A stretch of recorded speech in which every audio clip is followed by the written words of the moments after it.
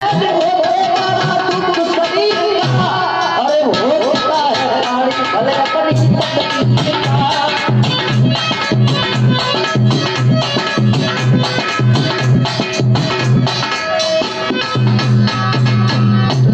कोई दुखी संतान से कोई संतान को, और कोई दुखी सम्मान से तो कोई सम्मान को। और सबसे बड़ा दुख है शरीर का। अगर शरीर में कोई रोग नहीं है तो इससे बड़ा सुख कोई ना है। अगर शरीर में रोग है तो इससे बड़ा दुख कोई नहीं है भैया। और अपनी अपनी किस्मत है जो हाथ में लिखी है, और इसकी लगी की बात है कोई नहीं है।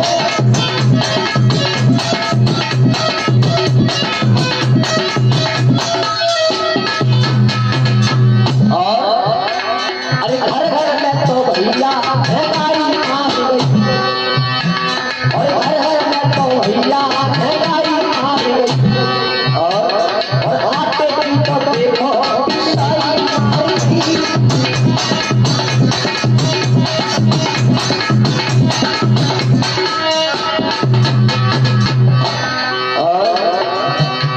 और कपड़ा की हो, अरे आटे की तो भैया पिसाई मारी। और कपड़ा की तो देखो सिलाई मारी।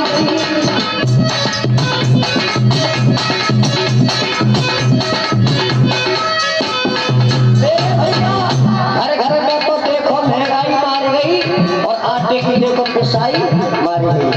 पिसाई भैया 2 रुपये किलो चल रही है। और क्या भैया, यानी कपड़ा की सिलाई मारी गई। कपड़ा की सिलाई बहुत महंगी है पंडित जी महाराज, 400 चल रहा है। हाँ, घर घर में तो भैया महंगाई मारी, और आटे की तो देखो पिसाई मारी गई। और देखो यार कपड़ा की सिलाई मारी।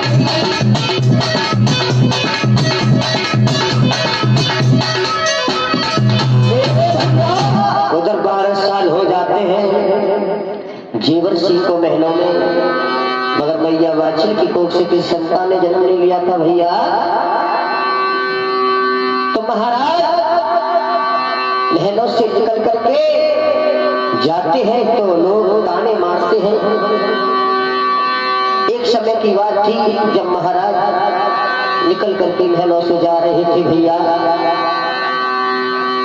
तो महतरानी झाड़ू मारती है। जैसे ही राजा को देखती है तो पीठ फेर के खड़ी है जाती है भैया।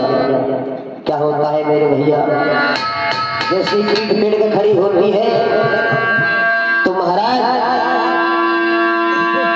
देखते हैं, और वो कहती है तो वैसे भोजन पे ना मिल तो है, आज तो निर्वंशी का मुख देख लिया, मुझे भोजन प्राप्त नहीं होगा।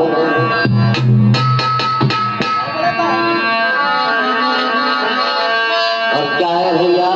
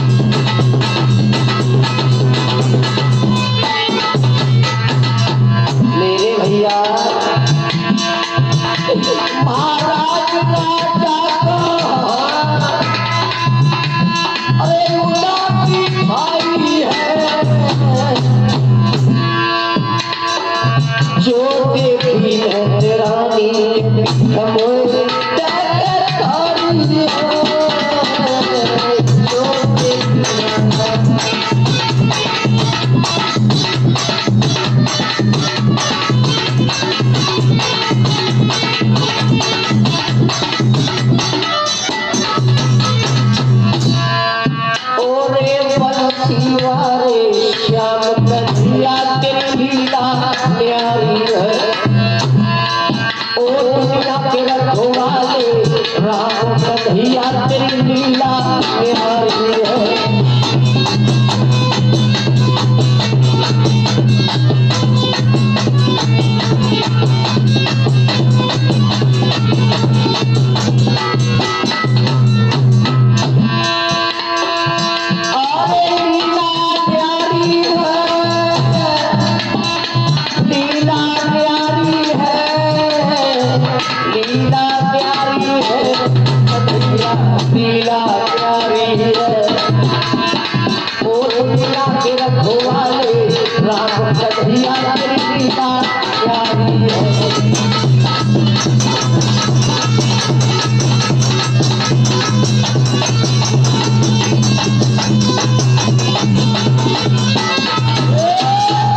मेरे भैया जैसी राजा देखता है कि मेहरानी ऐसी बात कह रही है तो बाबा और महाराज को टेंशन बढ़ जाती है। उदास होकर के राजा महल में बाग से जाते हैं और मैया बादशाह के पास पहुंचते हैं और मैया बादशाह के पास पहुंचते हैं। जैसे ही मैया बादशाह देखती है राजू भैया आने के पता है राजू कि आज चेहरा पे उदासी कैसी है, क्या होता है भैया। अरे आवती देखे पिया हिया हियो रसायो जाने पलगा तो नवाय रे बाप कनतवे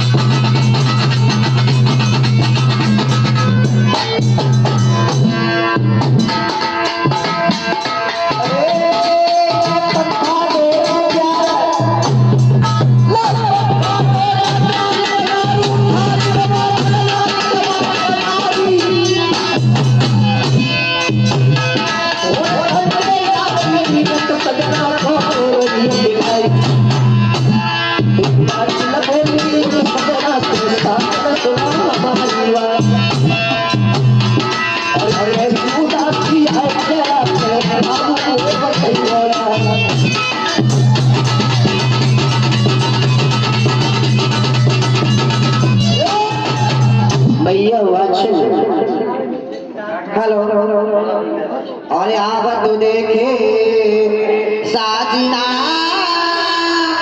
उठी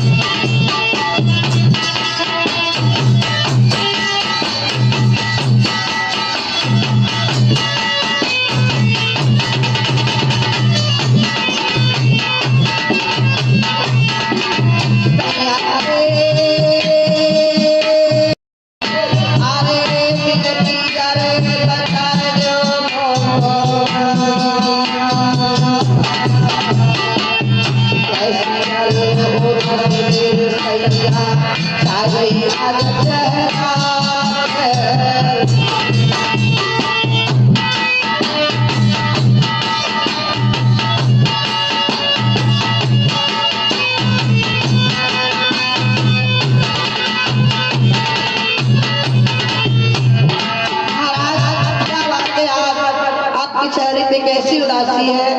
हे बंदे, मैं क्या बताऊं? बताओ ना प्राणनाथ।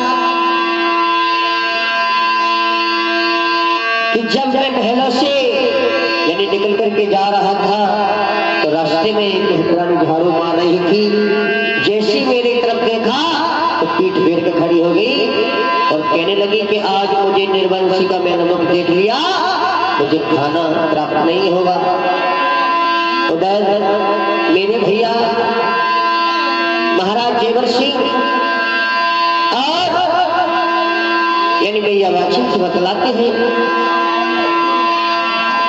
कहते हैं 12 साल हो गई मगर किसी संतान ने कि महलों में जन्म नहीं लिया है। महाराज जी तो दुनिया है, कोई कुछ कहता है कोई कुछ कहता है। महाराज तो महाराज जेवर सिंह अपनी किस्मत को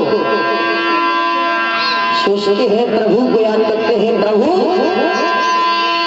आपने क्या लिखा मेरे भाग्य में? क्या है भैया? प्रभु तेरी मर्जी है क्या, और क्या क्या होने वाला है।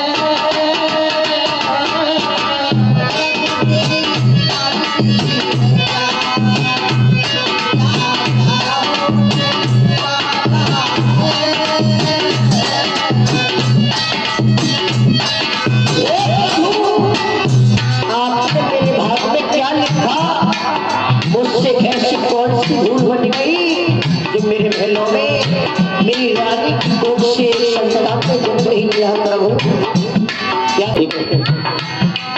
उधर जेवर सिंह प्रभु को याद करते हैं, प्रभु आपने मेरे नसीब में यानी भाग में क्या लिखा? क्या होता है भैया?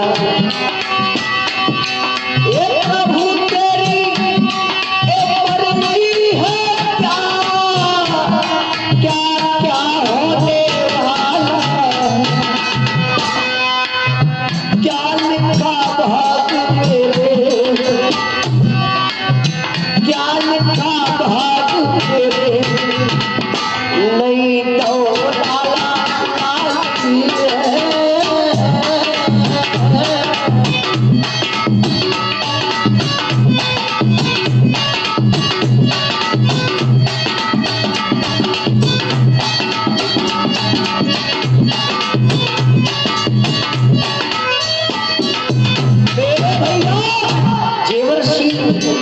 महलों में बहुत दुखी होते हैं और क्या कहते हैं? क्या कहते हैं? धरती का भविष्य तो मैं सदा गाऊं।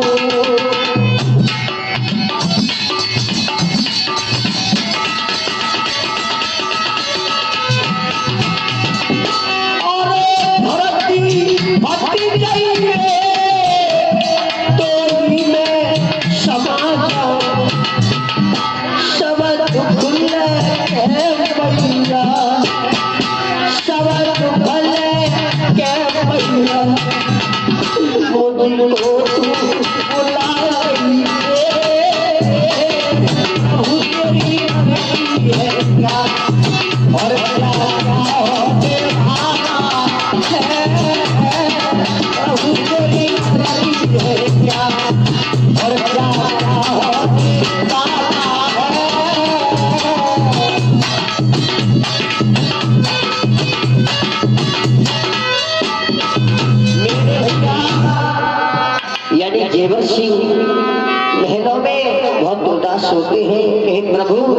अब मैं क्या करूं, मैं सभा में बैठने लायक नहीं हूं।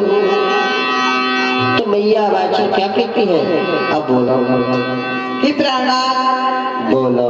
आप काशी से पंडित जी को बुलवाइए और देखिए कि हमारी किस्मत में संतान है या नहीं है। मैया बाचन क्या कहती है भक्तों, कहे महाराज अपनी दूसरी सगाई करो। क्या होता है भैया, मैया बाचन कहती है अपनी दूसरी सगाई कर लो। अरे तो करियो दूजी शादी,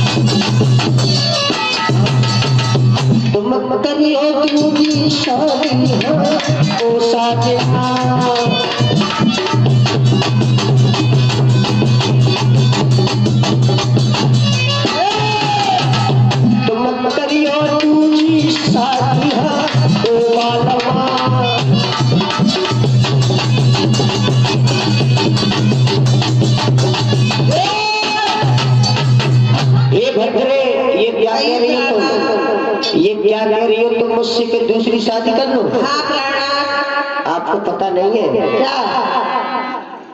सुनो।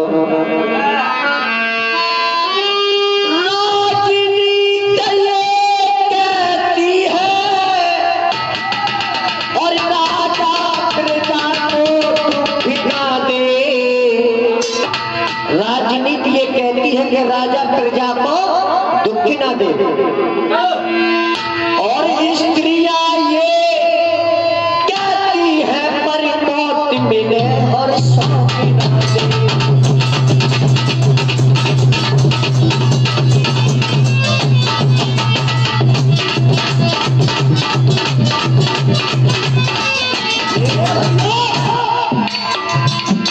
यानी राजनीति कहती है कि राजा प्रजा को दुख न दे, और स्त्रियां जो कहती है भगवान अगर सौत के बदले तो हमें मौत कह दे तो बढ़िया है, मगर घर में सौत ना आ जाए मेरे भैया।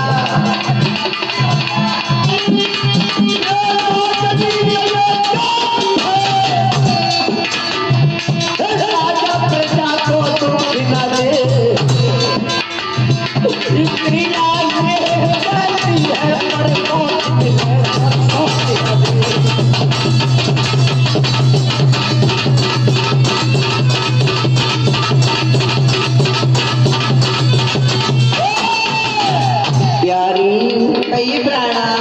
और सौत चून की बुरी मान जा प्यारी, और सौत चून की बुरी घेर की बुरी मान जा प्यारी, सरकार कले आप कह रही है दूसरी शादी कर लो दूसरी शादी, हम तो वही कर लागे दूसरी शादी, मगर मतलब तुम्हारो का हो पीठ बजावे बास, पीठ बजावे बास चैन चनकी देवी, जो सौत की बुरी मान जा प्यारी।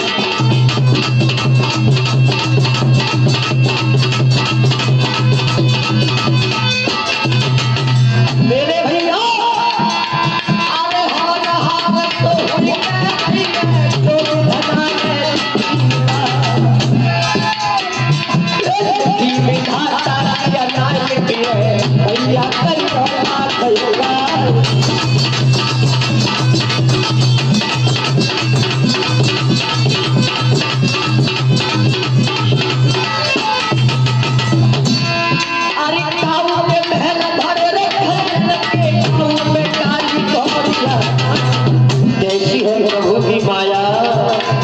अरे काऊ के लड़का तब से खेल काऊ कहिए करिया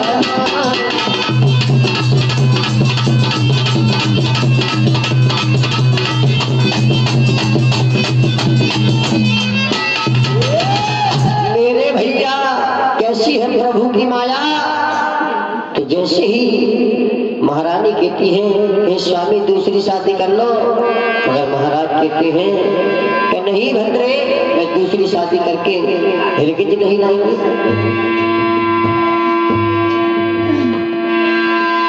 तो मैया वाची क्या कहती है कि हे स्वामी अगर आप दूसरी शादी नहीं करोगे तो एक बात मेरी मान जाओ, यानी चिट्ठियां लो अपने कुलपुरंद ब्राह्मण जी को यानी पाती बना करके लिखो। जब यानी ब्राह्मण जी घर के महलों में आएंगे उनसे अपनी हस्तरेखा दिखलाएंगे कि उनके नसीब में संतान है या नहीं। मेरे भैया राजा की तो है महारानी, ये तो बात सही कह रही है। सही कह रही है ना? हाँ सही कह रही है। बुलाओ पंडित जी को, पंडित जी का पंडित जी को बुलाना। मेरे भैया जेवर सिंह सात वर्ष में जी को यानी पत्र लिखते हैं, इस तरह से लिखते हैं भैया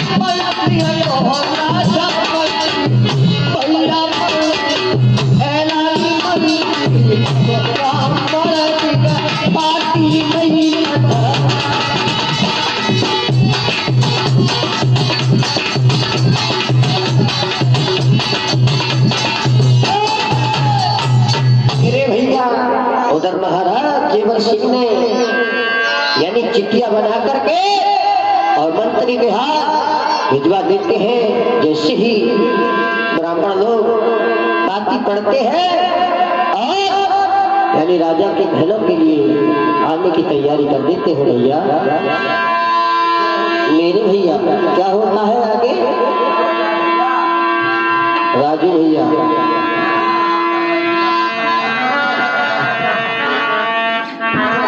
क्या होता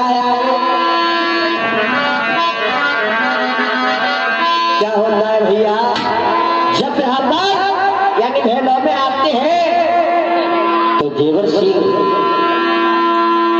एक बात पूछते हैं। भैया क्या पूछते हैं?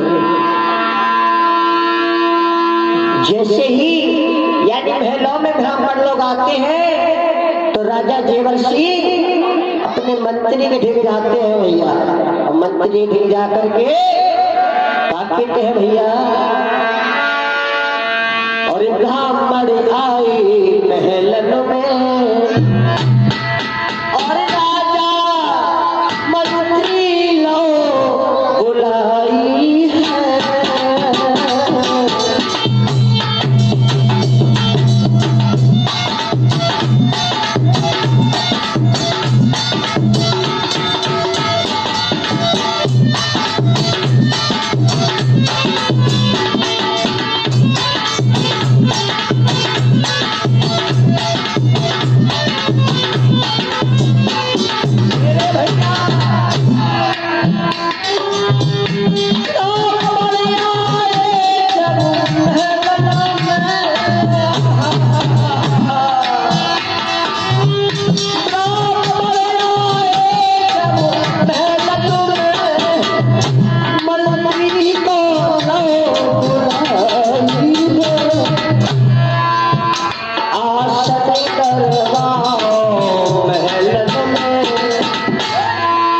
राजा जेवर सिंह मंत्री से कहते हैं आसन डरवाओ महलन में, भोजन तुम करो तैयारी है।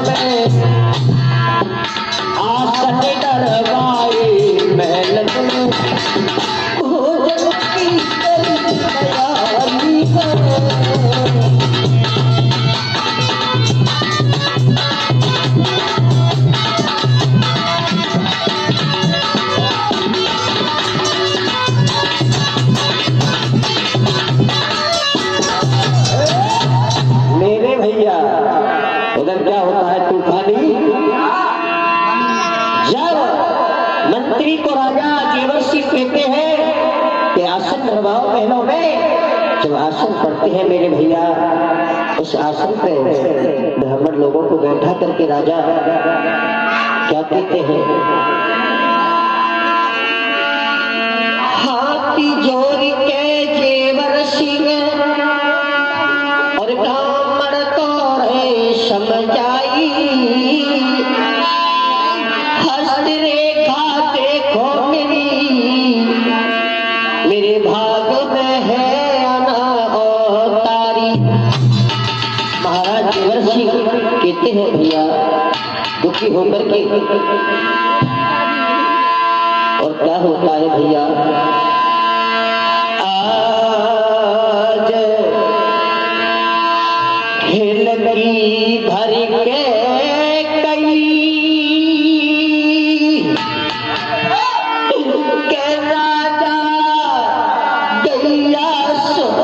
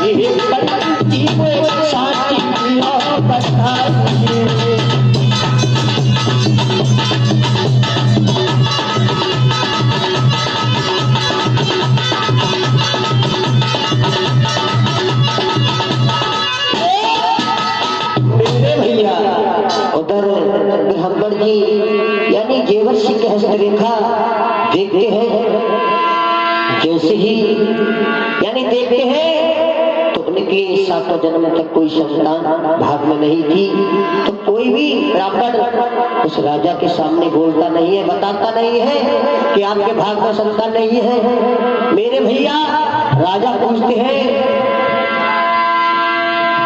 कि हे महाराज बताओ क्या बात है, आप बोलते क्यों नहीं हो? मेरे भैया उधर क्या होता है, यानी एक बुजुर्ग ब्राह्मण जैसी राजा की हस्तरेखा को देखता है भक्तों,